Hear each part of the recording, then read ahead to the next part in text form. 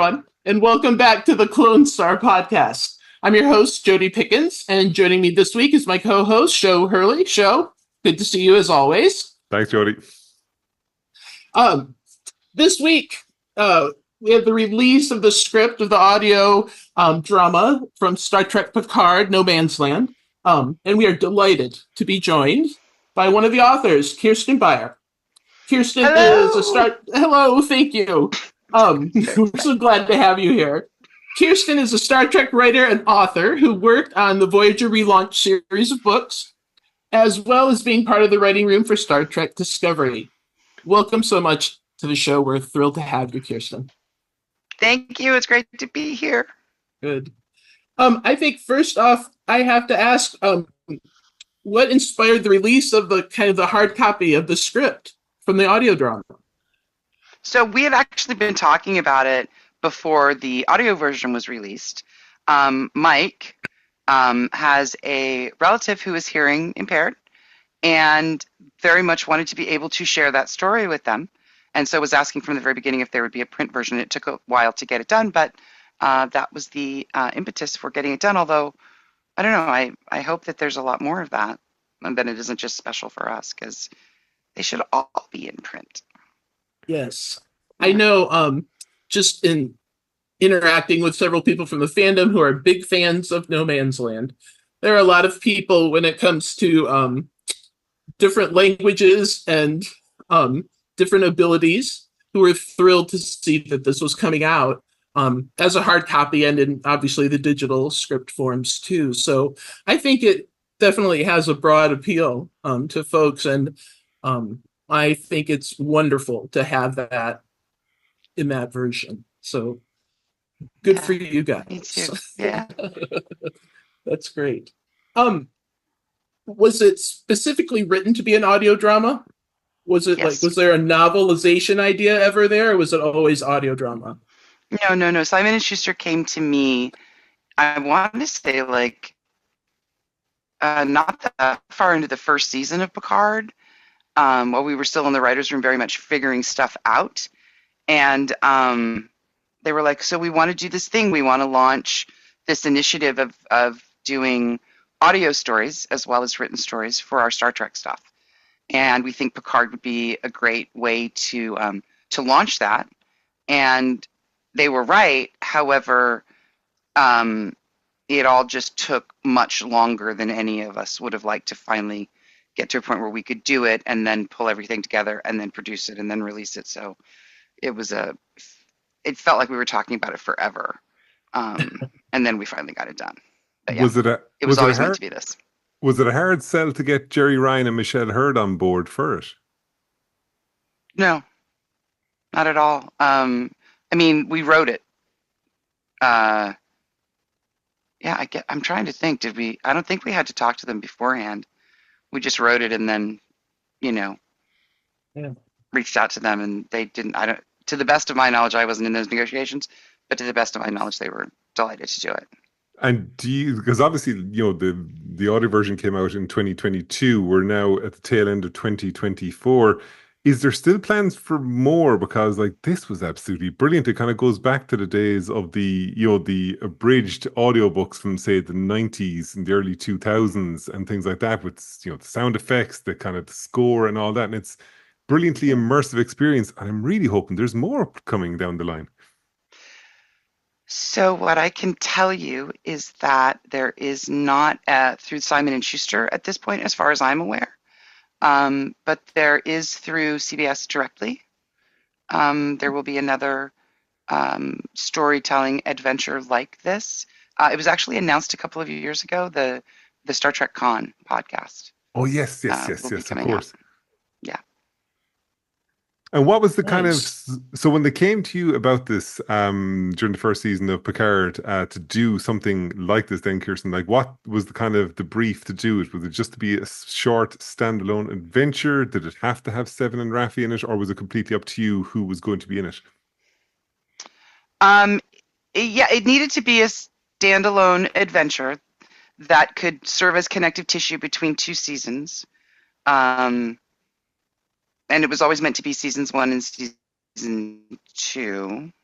as I recall. Although we were deep in season 2 when I was writing it with Mike. And yeah, I mean, like always with these tie-in stories, I think one of the fun things to do is to pick on story threads that you just know aren't going to get the kind of treatment that they deserve in the main piece of the thing. So these are places where you can go deeper, and you sort of sense that fans probably want to go deeper, and you know they're just not going to get to do it otherwise. So we didn't need to tell more Picard story, you know, in this kind of a thing. The Raffi and Seven relationship, particularly the Seven story. I mean, I think that was sort of my first gut instinct, because I think by that time I knew we were going to bring Seven back into season 1. And I was like, oh, because there's so many things that are different about her. You know, she's a Fenris Ranger. She hasn't stayed with Starfleet. Like, I don't know, what's that story all about? And that's the kind of stuff we were circling. But then once the sort of relationship dynamic between them became clear to us by the end of season 1, it was like, oh, or so. And that's how I think we did it. Yeah, you're absolutely like took the words out of my mouth, because I think that's exactly what I think endears fans to this story so much, is that it's focused on relationships, and it's focused on digging deeper into maybe people we don't always get to dig into those stories on our screens. And I know as a queer woman myself that seeing more queer female stories in sci-fi is huge, and making it feel like a normal relationship is just so empowering to a section of the fan base that hasn't gotten a lot of attention. So I all the kudos for bringing this story to life. I feel like there are like thousands of sapphic fans out there going, we want more, you know, of this kind of storytelling. And in particular around Seven and Raffi, because they're just strong characters, aren't they? I mean, that's you. Is it difficult writing about them? Oh gosh, no. It's a joy to write about them. Yeah. You know, and I think, just to go back to something you said a minute ago, something about it like seeming like a normal, like as I approach it, it is a normal relationship. Like, right. There's nothing to me about the fact that there are two women rather than whoever else that for me changes the real human emotional dynamics and the kinds of things that they're going to be struggling with. I do think like you have to be conscious sometimes of like perception. Like there are things that, because I sort of refuse to look at it any other way other than this is just two people having a relationship and going through whatever they're going through. Like inadvertently, there were times when I might hit certain phrases or languages and people would raise their hands and go, actually? And I'd be like, oh shit. Because it was so far from what I intended to do or wanted to do. But like, there is also so much to be aware of, which is why it's like super helpful to have, to actually bring into the process. I mean, to be totally honest with you, there were a couple of things that once we were into some of the final versions of the script, I was getting a little bit of pushback on in terms of the experience of people who were queer. And I reached out to 5 or 6 of my fellow writers and friends and showrunners who are queer and was like, okay, so this is what I did. Tell me why, you know, how this is going to be perceived so I can make sure it's going to be actually what I'm intending and not something that I'm not intending. Sure. And they were all super helpful. Like, had no problem.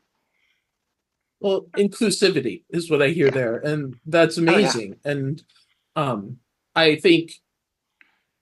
don't think it's unique always to storytelling, but I think it certainly comes across when it's used effectively and purposefully, because it does so in especially this story. I think the other thing that's great about it too is, you know, as an audio drama, I have heard fans loving it across the spectrum. It doesn't just appeal to queer women.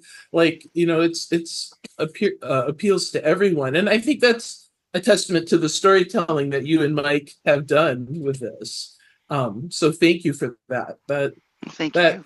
goes hand in hand with that normalcy of the situation. But I appreciate that. So I, can you talk a little bit about the difference between like a novel writing and an audio drama? Do you think of that more as like a TV script? Actually, no, you have to think of it as its own thing, entirely separate, right? The thing about a novel, like, is first of all, just it really comes down to the amount of story you get to tell, right? Sure. Like, novels Yeah. are huge, monstrous sort of things. Um, Scripts are about a tenth of what you can do in a novel, sometimes slightly less for an hour of Star Trek. Um, and audio dramas depend. Like, this was always conceived to be sort of a 2.5 hour adventure because we knew it wasn't going to be like a 9 hour thing, but it also wasn't going to be a 45-minute thing. Do you know what I mean? It wasn't. So Yeah. Yeah. we sort of in our minds treated it like a feature film. Mhm. But the difference in doing a TV series, when I'm writing a script for television, always I'm like, what am I seeing? What am I seeing? What am I Yeah. seeing? And here I'm like, close your fucking eyes. What are you hearing? Because those are the only things you have Yeah. access to make this story clear. And you find yourself sort of shaping scenes and events so that you can maximize that. Stuff that like you couldn't shoot this just as it is right now No. because it is designed to be an auditory experience. If you wanted to tell this story visually, you would have to go back and like re-tinker with a lot of stuff to make it more appropriate for that medium. Yeah, that's fantastic. It's definitely Yeah. a different way of a different perspective in approaching that creative product. Yeah. So I didn't mean to jump ahead of you there earlier. no, no, no, you're fine. My signal keeps breaking up, so I'm always worried that if I suddenly ask a question, it's going to completely collapse. Kirsten, just in terms of, say, writing the characters and things like that, like Raffi comes across as really kind of level-headed and kind of like a bit more, hang on a second here now, we don't need to go too mad on this. But Seven gets very kind of, well, look, you asked about cursing, so I'm going to curse. Seven comes across as quite pissed off about a few things in this as well. So, did you find that when you were writing it, in terms of, say, like, how did you kind of work on the dynamic between the two characters? Because it's kind of almost like a bit of a bickering odd couple kind of going on in places. I mean, look, so much of that comes from Jerry and Michelle's performances, right? And I had been watching them do that for a while. Um, because this is a specific tie into that show, it needed to feel like we were capturing the dynamics and the voices as they were being, presented. Raffi, of course, is a completely original character. And if you took Seven out of it, I think Raffi does appear to be pissed off and chip on her shoulder and, a lot to be, kind of charging in on. But then you add Seven to it, and suddenly Raffi becomes kind of the rational one, um, which is wild. Um, for me, I really was just hearing them. So, like, I've been writing Seven of Nine for like 20 years at this point in time because of the Voyager relaunch. So I had this version of her in my head that was very, very like, this is just Seven. And then the show comes along and we're picking her up 20 years later and all this stuff has happened, some of which I know and some of which still remains to be filled in by people who want to tell those stories someday. And I have to completely reimagine that voice. And I have to find, um, but that's why getting to watch Jerry on set made it possible, right? Because she was doing the exact same work and I was just sort of like, okay, I see how this is going to work now. Um, it's a beautiful, beautiful experience to have and a great way to be able to create, Like, because the transition from the TV show into this audio drama is exceptionally smooth. Like, it's very easy to just kind of pick up the characters in the audio drama. In terms of some of the supporting characters, like Hero with Deet and things like that, what was the kind of rationale for those? Was it just to be kind of comedic element to kind of counter the seriousness of the whole story, or what were you? Because, like, in fairness, they are brilliant characters.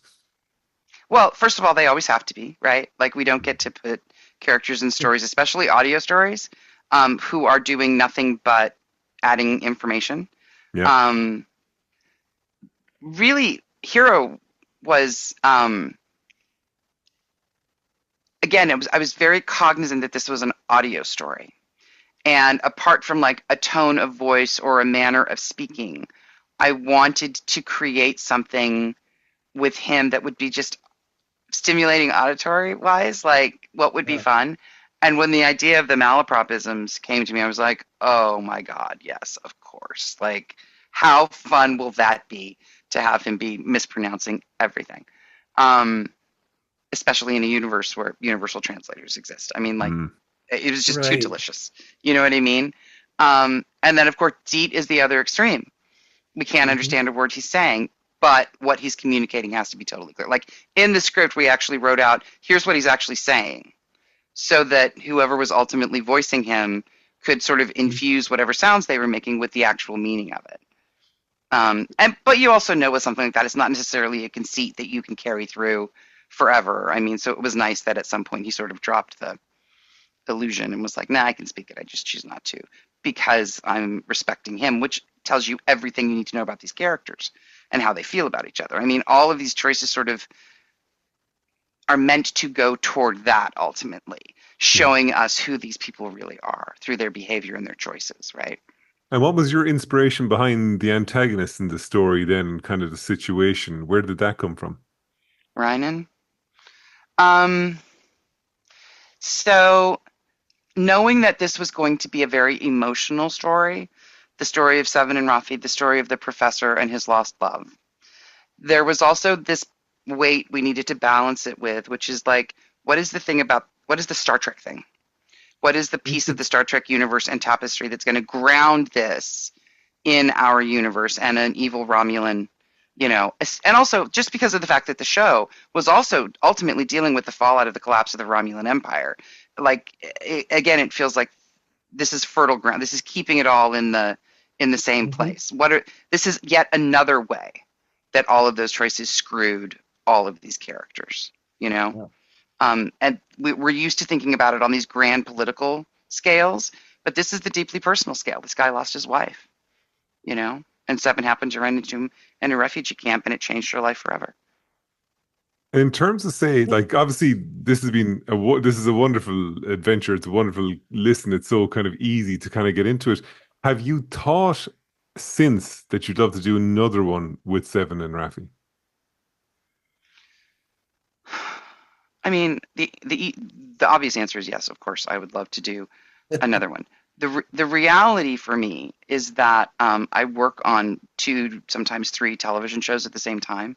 So this happened to come along in a moment where I had a pause and I had some time to actually devote to it.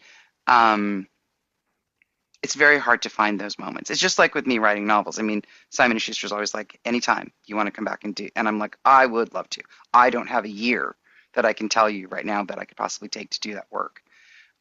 So it's more a matter of how would it be possible than would I like to, because of course I would love to. And how Well, just satisfying? Sorry, Jody. go ahead. No, I no, just I want to think I just wanted to say, on behalf of all the Seven and Rafi fans out there, we would just like you to write all the Seven and Rafi stories. Yeah, okay. So I know. if if we need to talk to someone about that, just let us know. We can rally. Yeah, yeah. We write at dawn, ladies. All right. Right. I can leave the podcast, guys. No problem at all. I'm just I'm sorry, Joe. Are you still here? Who are you? Who's that guy?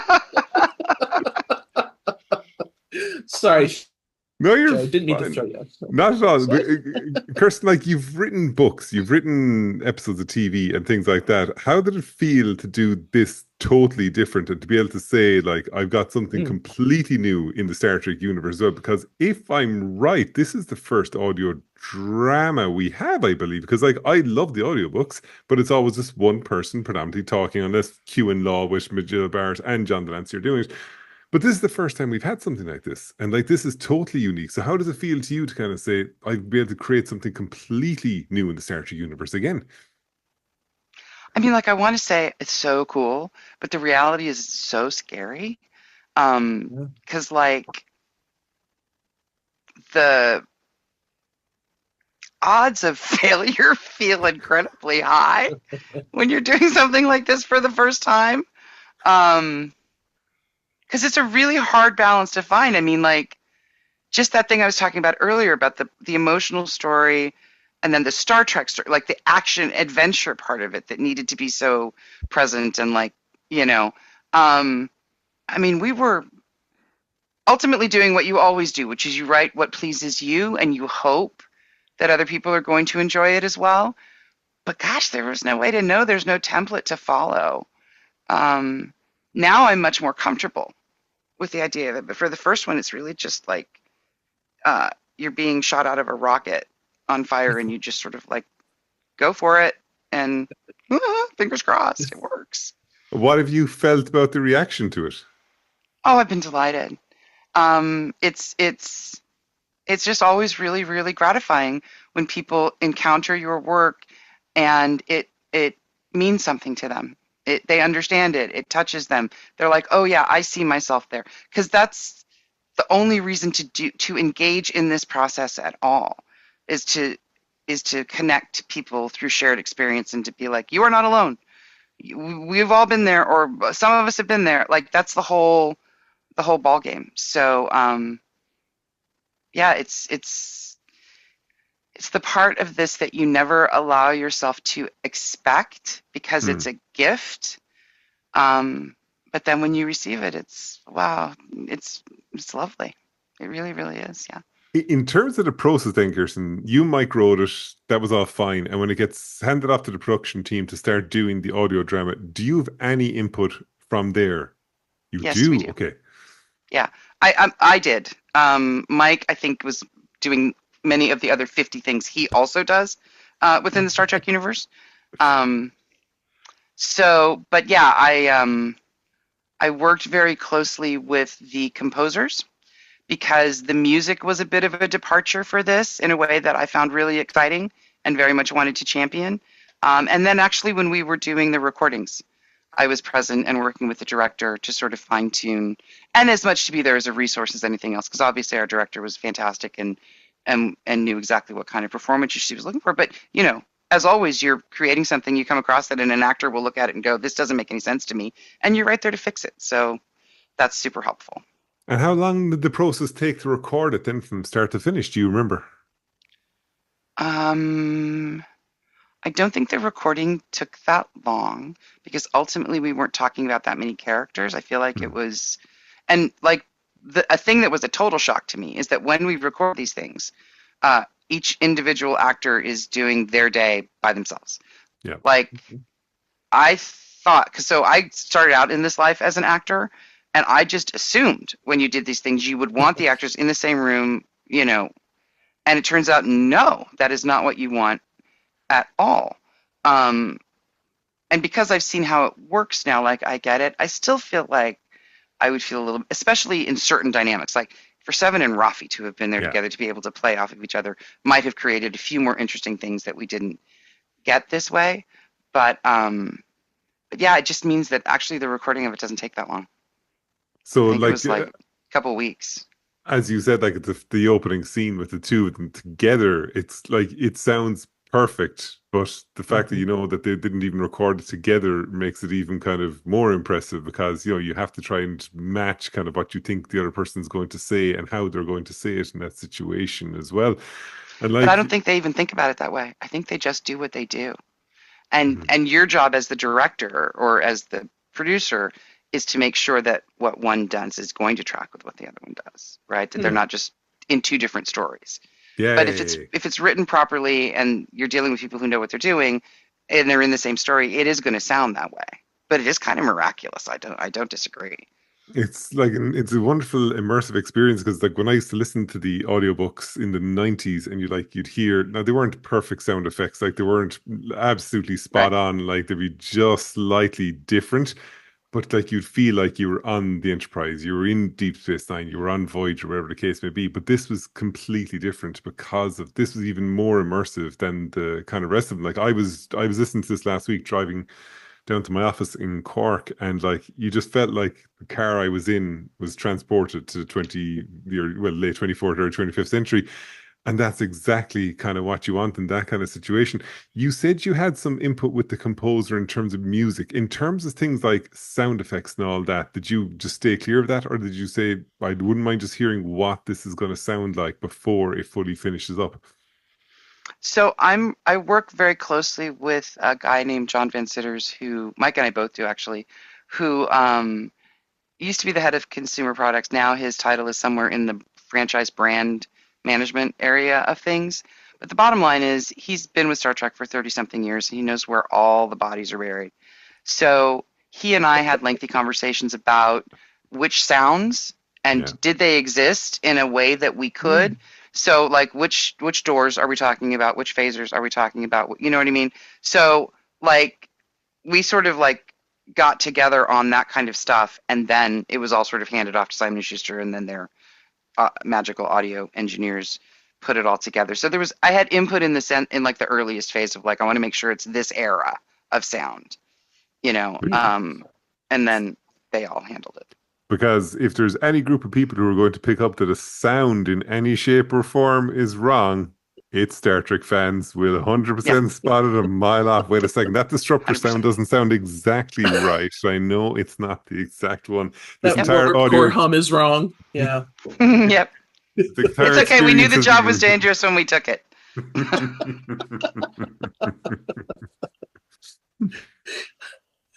You know, the other thing that I think's great about having this in print form is that we get to see what Deet was saying. Yes. Right? Like we don't just get the interpretation of it from the audio drama. We get to actually read the intention of that character, which I think I didn't even think about that when the hard copy landed in my hands. And I was like, well, this is great. Yeah. So that was fun. That's another perk to the written form. Yeah. I'll tell you a little story about that character's name. There's a Star Trek novelist who I had known for years and years and years named Dave Gallanter. And he sadly passed away several years ago, but he was a very dear friend of mine. And he and his wife were living with his brother and wife and children, and the little ones called him Deet.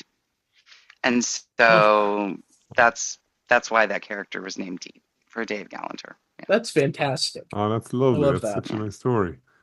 Mm-hmm. Yeah. So, do you think you talked a lot about how, you know, like understanding the characters and where they were at the time, but you have had a long relationship with Seven as a creative. Was it fun to write about her in this kind of new era? Yes. Very much so. I mean it's like in some ways, she and I are sort of close to the same age. Like we sort of gone through this together, and writing early Seven in the novels felt like a very familiar space. And now writing older Seven at this period of her life also felt really good and exciting. I hadn't thought about that before, but yeah. And it was a very different experience. She's in a very different place, but so am I. And also just, I'm sorry, but the chance to tell stories of like deep emotional stories of older women. Because that happens all the time, right? We're all just bored with that now, right? I mean, like, you know. I think we can't underestimate the number of boxes you've checked off with this story. You know what I mean? Like, it's a story of older women. It's a story of legacy characters. It's a story of queer relationships. I think there's just a lot here, but back to the broad-based appeal of it, fundamentally, it's just relationships. Yeah. Actually, fundamentally, it's just a love story. Right. I think I don't know if I read this or if I heard Jerry Ryan refer to it in an interview, but she called it's a soap opera. Yeah. Yeah, you know what I mean? Like there's a little bit of that quality to it, isn't there? All of Star Trek is. I don't know if y'all are aware of that, but it is.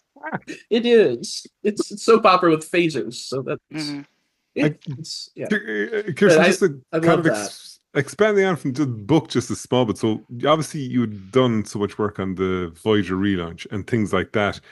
when the first season of Picard was coming along and where Seven was at that point, did you think that's where Seven's story would have kind of led? That she would have walked away from Starfleet, Earth, people there, and just gone out into the galaxy and tried to find herself? Or did you think, say, in those intervening years that where you would have thought she might have ended up at this point? I mean, it was, so to be honest with you, and this may be disappointing to learn. We're coming at the Seven character for that story. The choices about that were less about imagining everything I know about Seven from the first moment she appeared on Voyager, every story that Voyager told about her, and then the version of her that I wrote for 15 years. The issue is really not any of that as much as what best serves the story we're telling right now. Mm-hmm. Is Seven better as a character? Is who's going to come up against Picard in this moment of his life? Is she better as a character who stayed within Starfleet and is trying to pull him in that direction? Or is she better as a character who already has her own issues that have nothing to do with him, but for her own very specific reasons is also like, fuck these guys. Mm-hmm. And it turns out that was the more exciting choice. I think it turned out to be the right choice. I mean, it feels very on point for the character. And I know I'm not alone in that as a fan. I mean, but really the only sort of trick of it and the hard part of it is why the fuck wouldn't Starfleet have accepted her part? Right. But like you have to build that in order to kind of justify it. Because the pull of, you know, once she got there, staying with the people that she knew, even though she had the aunt on Earth and whatever, had to have been really, really strong. So it's difficult to imagine circumstances where, but every now and again, you know, the Federation, which is made of people, gets to have blind spots. And it does feel like when it comes to the Borg, we have, you know, good reason to maybe not be our best versions of ourselves. But yeah, that's the of it. So and we go ahead. No, I was going to say we only spoke to David Mack earlier this year about his 7 of 9 book that he had written, where it kind of deals with a lot Firewall, of that. Firewall, why she left and all that. So like it's kind of brilliant when you see that what you're talking about there is kind of in other books as well, which might not be canon, but they do really kind of work well in terms of the kind of the structure and the kind of arc of characters and things like that. Yeah, there's the reason I've had this weird job since the beginning of Discovery, which is to be the liaison between the writers' rooms for the various shows and the tie-in products, whatever they are. So my goal has always been to make sure all of our novels, all of our comics, all of our whatevers are as closely as they can tied to the canon of what the shows are doing, because I just think that makes for a better experience for the audience. That anytime things start to just sort of like deflect, even if they're valid creative choices, it's like it's going to take you out of the story for a second and make your brain go, oh, but it could, and then you've missed whatever. Yeah. You know what I mean? So it's a conscious effort that we make for sure. So we talk about, you knew Seven, but Rafi was a new character in Picard and a new character to write and play with as a creative. What did you think of that character? So I think I was a little afraid of Rafi when we first started working on her, because she was somebody who was Starfleet, but who had run so far in the other direction by the time we met her that it was hard to wrap your brain around that, but she was also Starfleet. And also like when new people come in and decide they want to play with the Star Trek toys, there's often this thing of, you know, Star Trek is great, but you know what would make it better? Like if everybody was a drug addict, or like if there was money, or like, and you're just like, yeah, okay, but no, like, so sometimes it feels like we're making extreme choices for the sake of making extreme choices rather than it being, and look, sometimes characters come from that place. Sometimes you start there and then you build all the stuff you need around it. And I do think in the case of Rafi, it was actually fairly successful in terms of seeing the depth of the wound that was inflicted on her when Starfleet failed to be its best self in terms of the Romulans, and how, in her case, it led her to sort of like this dark conspiracy, numb the pain with whatever substance kind of like place, because that is also a very real human experience and one that we never see except on very special episodes of Star Trek. Mm-hmm. So, like, I could see the value in it, but it was also like, we have to tread sort of a little bit carefully here. All of my fears were allayed when Michelle started playing her, because it's like, okay, you got it, we're done, we're fine. And then the other piece of it was actually, though, getting to participate and work with the authors who were doing the tie-in books, who were telling stories about Rafi when she was in Starfleet. And so, like, whether or not it's in the viewers who may or may never have read those stories, in my mind, I also have this whole, like, here's what she was like as an officer, and here's what it meant to her. And that also informs the story that we get to tell now. Even though we've only really seen her on the show in one way, you have to remember she had this whole life before and all of that, you know. It's how you get to a place where she could possibly go, yeah, I'm choosing Starfleet. Yeah. You know? I think that's what's great about the novels and this audio drama is that for people who, you know, only know Rafi through the series, for example, and they're like, I don't understand her relationship with Picard, or I don't understand where she's coming from. And you're like, you've got to read Last Best Hope. Yeah. You know, like that's like required reading for Rafi. Yeah. Yeah. And so I think, that's a banger of a book when it comes to Rafi's storyline. Yeah. Yeah. So I think that's what's wonderful too about it. And I'm glad to hear you say that, you know, like Rafi is this kind of this scary character, but then you see what Michelle Hurd did with her on the show and you're like, okay, we get it. We get it. Yeah. And that's great. And Kirsten, turns around and say, for anyone who hasn't, say, read the script novelization of it, or who hasn't listened to the audiobook, in what way would you recommend it to them? What would you say to them to kind of say, this is something to definitely engage with because it's worth your time? Oh, gosh. We don't ask the easy questions here, Kirsten. We absolutely bring you on to ask the hard question. Look, like, so I'm not good at selling things, least of all, like, myself. Wait a second. We had a discussion before we started here about imposter syndrome, and you were giving motivational speeches. This is your chance. But this one is true, right? It's the part of the process in which I have the least interest, because I don't think I'm very good at it. But I guess what I would say is, so they've never seen the show, and they've never. No, if they have seen the show. Even if they have seen the show, they want to kind of, again, because this is a totally different product for them then, obviously. They know the characters, they've seen the show. Why have they missed out on this? Well, I think it comes down to, if you want to go deeper into the story of these two characters, this is the place to do it. And along the way, but yeah, in terms of why this story, it's the opportunity to go deeper into the story of these two women in a way you'll never get a chance to elsewhere. I think it's also a great way to start to flesh out corners of the universe with which we're unfamiliar. And then I also think it's just a beautiful story, you know.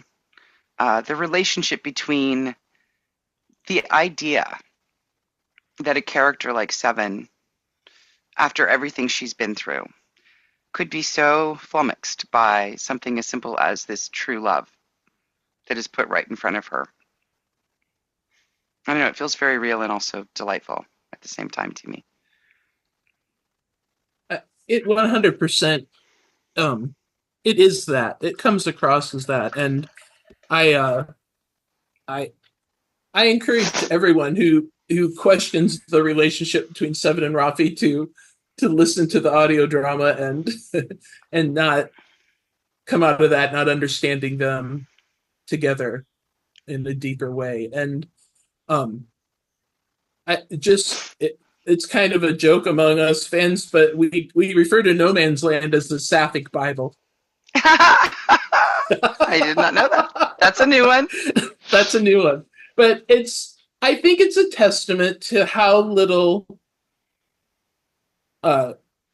storytelling there is around that, sapphic relationships. And I love that it came from Star Trek, and I love that this came with Baratheon 7 attached to it, because I mean, Jerry and Michelle are just great as in what they do and as humans out there, and I think they're great advocates for their characters and this type of story.